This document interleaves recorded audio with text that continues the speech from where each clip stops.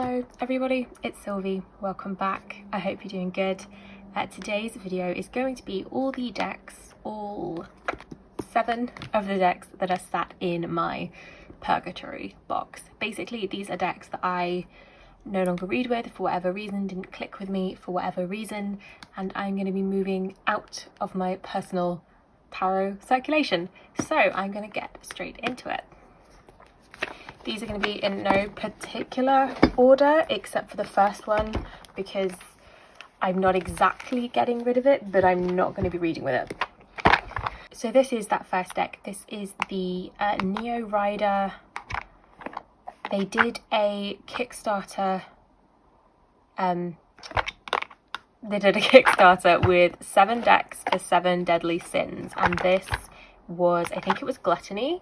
And I backed it because this is my favourite colour in all the world. It's this gorgeous, like, aggressive hot magenta.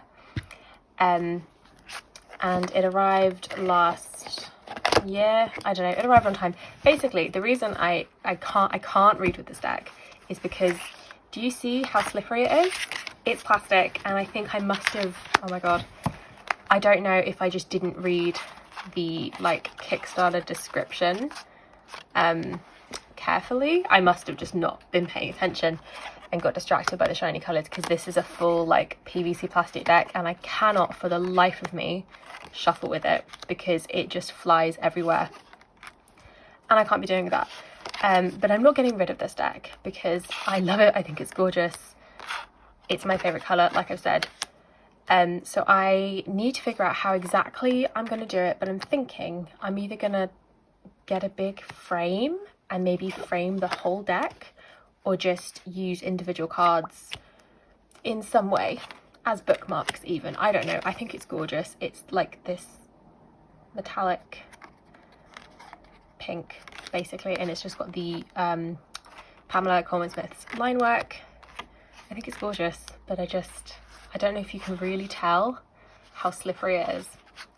It's impossible to shuffle, and it's just frustrating to shuffle. So I think I've not actually managed to read with it once, and for that reason it's not in my, like, grab and go basket of tarot decks.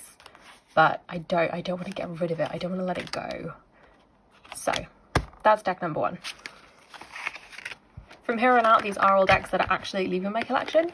I have here the Universal Transparent Tarot, and this I think is a Low Scarabeo. Yeah, it's a Low Scarabeo deck.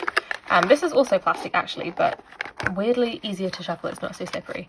Basically, this I bought on a complete whim. I was traveling somewhere, and I found this in a shop and I thought it looked cool. But basically, it's got the majors and the minors all occupy different, like, sections of this transparent card. So the whole point being, you shuffle and then you come up with a reading of like 6 different cards, and then you read it depending on how they're layered. So the cards closest to the top have more importance, and then, you know, the cards closer to the bottom have less impact on your reading.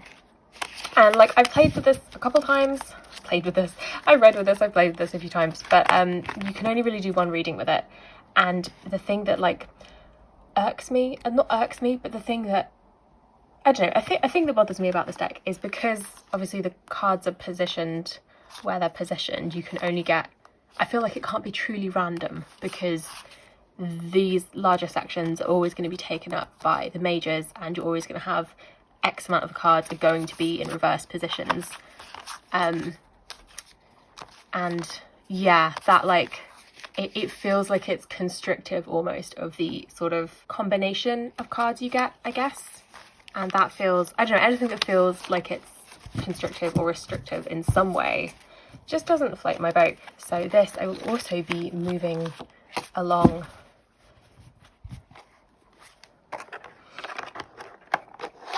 I feel like it was fun while it lasted, but it's definitely a bit gimmicky and just hasn't stuck with me.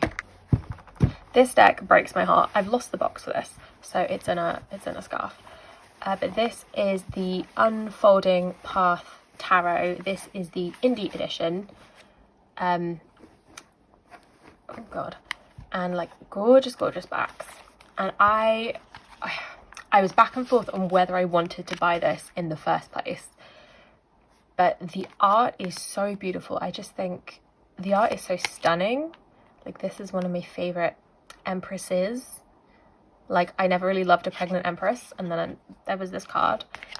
I think it's beautiful. I really do think it's gorgeous.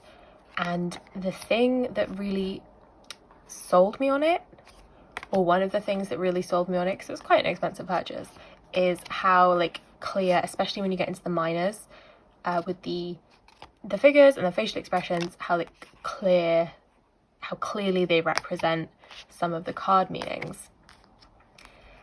But then it arrived and I started reading with it, and the fact that it does so clearly, like, I would try and find some, like, where's the Seven of Cups? Like here, like you think, okay, that's an excellent depiction of the Seven of Cups, but this is all I can see because the facial expressions are so like expressive. It somehow gets in the way of me, and like here, like it gets in the way of me actually interpreting the meanings, which is not something I knew about my reading style until I got this deck.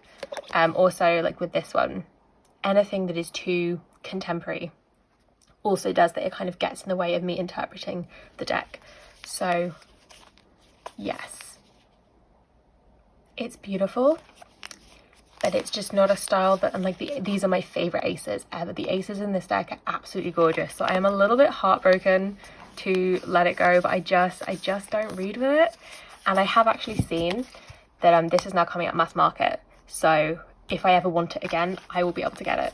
So that was kind of the deciding thing that made me decide that I should give up this deck. Oh, but it's so gorgeous. But like, oh, that ace. So yeah, I'm having to part ways with it, and I'm really upset because I think it's so beautiful, but that's not a good enough reason for it to take up space in my collection for me. So it's going. I'm saying goodbye to it. This also has some of the nicest cardstock. Like, it's very flexible, and it just feels so nice. Anyway, I don't want to give it up, but I do. The other thing about this deck is this is all the guidebook it comes with. It just comes with this like fold out sheet of keywords, which also doesn't help me read with it. I think if it came with a solid guidebook, I might feel differently. And I don't know if maybe the mass market version is going to come with more of a guidebook, but we'll see. Hopefully someone out there is really wanting an indie edition, and I can pass it along and make somebody else happy. In contrast, I knew immediately, I'm sorry, but I knew immediately that this deck wasn't going to stay in my collection. I bought this over the summer, and I wanted this for a while because I don't actually have any of her graphic novels, but she's written / drawn a few, and I want them, and I think her art style is gorgeous. And I do think the art style is gorgeous, but unfortunately, it just doesn't, a lot of the cards don't seem to portray that much meaning for me. The mages more so, and like I do really like some of the cards. Like I think this High Priestess is really cool, but like if we get into the minors, okay, so if we get into the minors, I just feel like they're not really saying much. I feel like they're pretty, and I do feel like they're gorgeous, but I just feel like they're not really saying very much. And especially I noticed with the courts, the 4 court cards in a suit look basically the same as each other.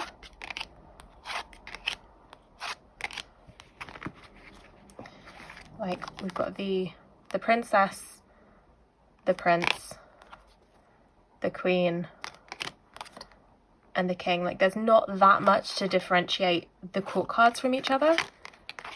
Was the first, oh dear, what have I done?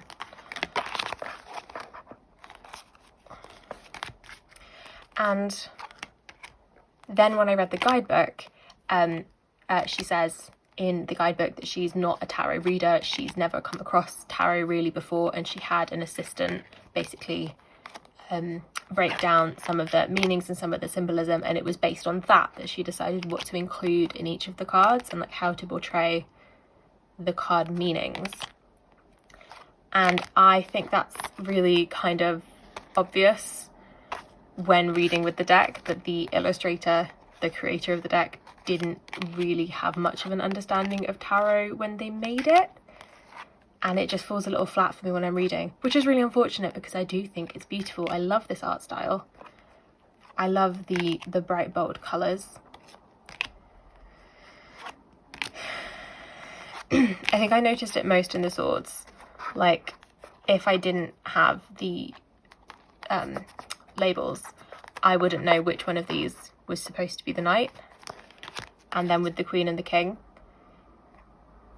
again, like they're the same card basically, and it's just really unfortunate. It just fell really flat for me. It's quite disappointing because I have wanted this deck for years and I do think it's beautiful, but I just never read with it because when I do read with it, I just feel like I'm not getting anything, and it feels flat.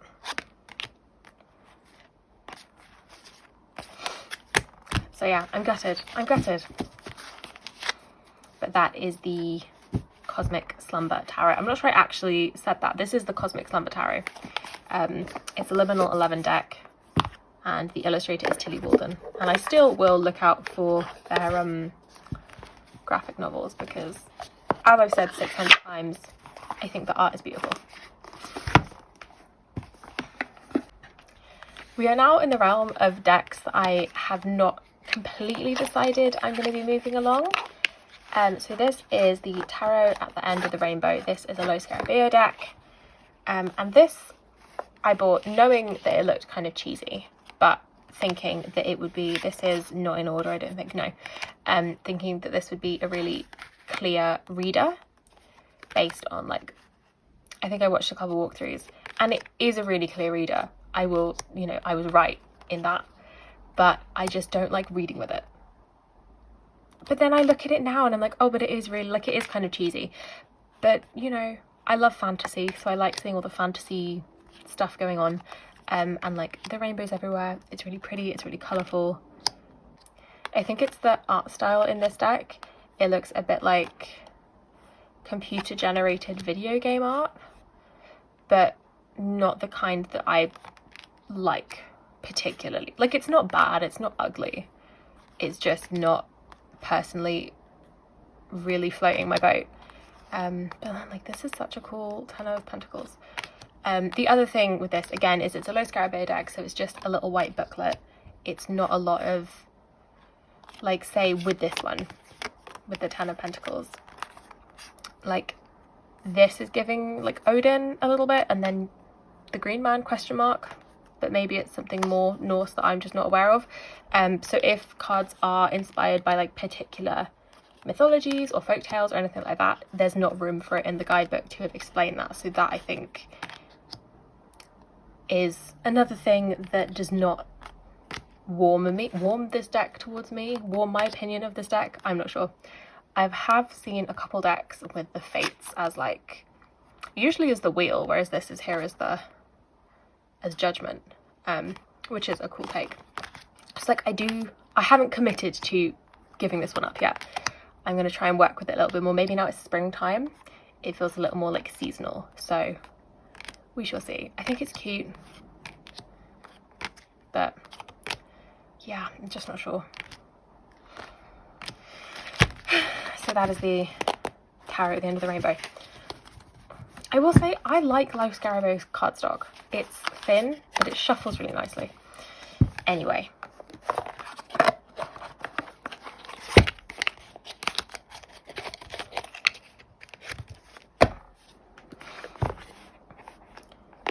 This is the Star Spinner Tarot, and this is so cute again. It's upside down.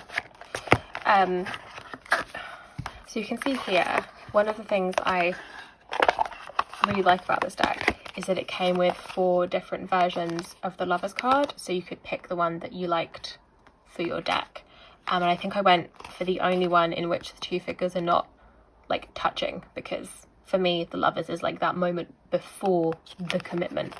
But regardless, so that was a big plus for me with this deck. It is quite a queer deck, and again I think the art style is really, really pretty. And there's a couple of things about this deck. Mainly, I know that this deck draws from a lot of different like fairy tales, folk tales. Like this one is the Snow Queen. Is that what the story is called? The Snow Queen? The one where she has to go and rescue her friend, and there's like a mirror, and I think it's the Snow Queen. I'm totally blanking, but like this is very cool. But then there's a lot of cards that draw from stuff that I'm just not familiar with, and that's not gone into in the guidebook, which I think is a real shame. The other thing about this deck is I think particularly the suit of wands, it feels kind of unfinished. It feels really pippish, and that feels like a bit of a letdown for the deck overall.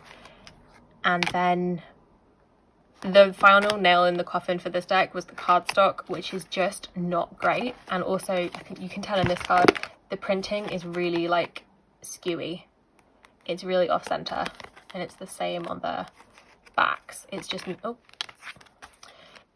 printed straight, and like that wouldn't bother me if I was in love with the deck, but since I'm really not in love with the deck, and I'm gutted. Like, yeah, it's the one suit that just feels kind of pippish, and I think the one suit is supposed to be inspired by Peter Pan, but like I love with the little talk. I love it. So again, like I'm flipping through, and I'm like, do I want to get rid of this deck? I don't know. I have a problem. So yeah, I'm not 100% committed to moving this on, but I'm also, I don't know, maybe I'll hold on to it and see if it leaps out of me. Yeah, so this is the lovers I went for. They're not quite touching, so this is the one that made it into my deck. Anyway, it is so cute though. But then the other deck that is also like fairy tale folklore inspired is the Tarot of the Divine, which I know does come with more information about each of the like folk tales, each of the stories that have inspired the cards. So I do kind of want that one. This is the problem with filming this video. Now that I'm here and now that I'm looking through, I'm like, oh, but I did want it for a reason. I wanted it because I liked the art, and now I'm looking at the art and I'm like, oh, should I get rid of it? I don't know. I am a collector at heart, and that's becoming a problem. So the final deck that is, again, I'm not fully committed to giving this one up, but this is the Hush Tarot for starters. And I think this, again, is gorgeous, but I think it's like a art collection deck. Like, I don't think the art was made for the tarot. I think the tarot was made out of existing artwork by Jeremy Hush, or at least for a lot of the cards. And again, you can kind of tell when you're reading with it, or at least I can tell when I'm reading with it, and it doesn't quite connect the way that I would want it to. I did work with this throughout February, so every month I choose a different deck, and that's the deck I do my daily draw with, and it's usually decks that I haven't worked with the guidebook much with, or that I just feel like I've been neglecting. And usually the whole point of that is that then I feel like I've got to know the deck, and I feel like happier having it in my collection. I feel like reading with it more, I feel more connected to it, and I did not feel that way after reading with this deck for 4 weeks. I still feel kind of ambivalent towards it, and I think the art is gorgeous, and I worry that if I let it go, I will, like, autumn will roll around and I will want to read it again. I love this Queen of Swords. The Queen of Swords is my significator, and I always like to see a really cool, badass looking Queen of Swords in a deck, and she really is. So this one I might hold on to in a box somewhere, out of sight, out of mind, until like maybe the winter rolls around again, and then see if I feel any more called to work with it again during like autumn, winter, because we are coming into spring now. It was the solstice the other day, not the solstice, the equinox, and like this is not the season for this deck. But this is also very like animal heavy, and I'm really not an animal deck kind of person. And like I don't get justice from this. And I'm quite happy to have quite like an abstract depiction of a card, but I want something to be able to latch on to and be like, oh yeah, that makes sense for like this interpretation of the justice card or the whatever card. And that's like not really what I get from this deck for the most part. So yeah, again, this kind of falls a little flat when I'm reading with it.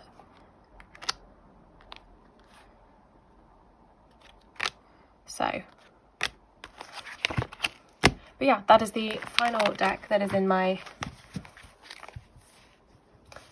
purgatory or purgatory consideration. Oh, where did I put the lid on? So there's a few that I'm committed to getting rid of, and there's a few that I'm not sure about, but we shall see. We shall see what happens. So there's a few that I'm committed to, a few that I'm less committed to getting rid of, and yeah, that's about it. I'm gonna stop talking. I hope that you've enjoyed this video. Thank you for watching and spending some time with me, and I'll see you in the next one. Bye bye.